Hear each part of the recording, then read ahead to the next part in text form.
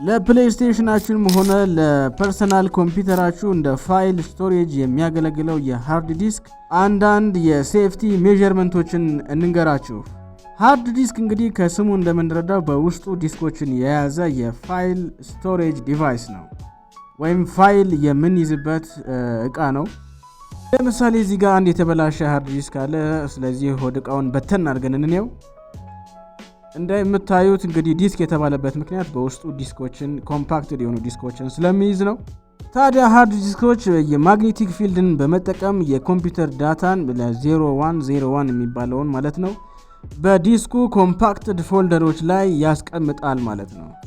ስለዚህ እቺ የምታዩት ተንቀሳቃሿ ዳታዎቹን ወደ ዲስኩ የምትጽፈዋ ዲቫይስ ነች ማለት ነው። ታዲያ ሃርድ ዲስክ ስንሰካና ስንለቅን ሴፍ ሪሙቭ አድርገን ካልለቀን ነው ይቺ ዳታውን የምትጽፈዋ ቀስት መሃል ላይ ትቀራለች ማለት ነው። ስለዚህ ዲስኩ የመጫጫር ፋይል ሉዝ የማድረግ ነገር ያጋጥመዋል፣ ቢዚ የመሆን ነገር ያጋጥመዋል ማለት ነው። ስለዚህ ሁልጊዜም ሃርድ ዲስካችሁን ከኮምፒውተራችሁ ላይ ስትነቅሉ ሴፍ ሪሙቭ የሚለውን ከተጫናችሁ በኋላ ሞተሩ እስኪጠፋና እቺ ዳታ የምትጽፈዋ ከርሰር ቦታው ላይ እስክትመለስ ትንሽ ሰከንዶች ጠብቀን መንቀል አለብን ማለት ነው። በዚህ መንገድ የሃርድ ዲስካችንን ሴፍቲ መጠበቅ እንችላለን። ሰሊክ ፕሌይስቴሽን ይቀጥላል። በዩቲዩብ ቻናላችን ሰፋ ያሉ ቪዲዮዎችን ይዘን እየመጣን ነው።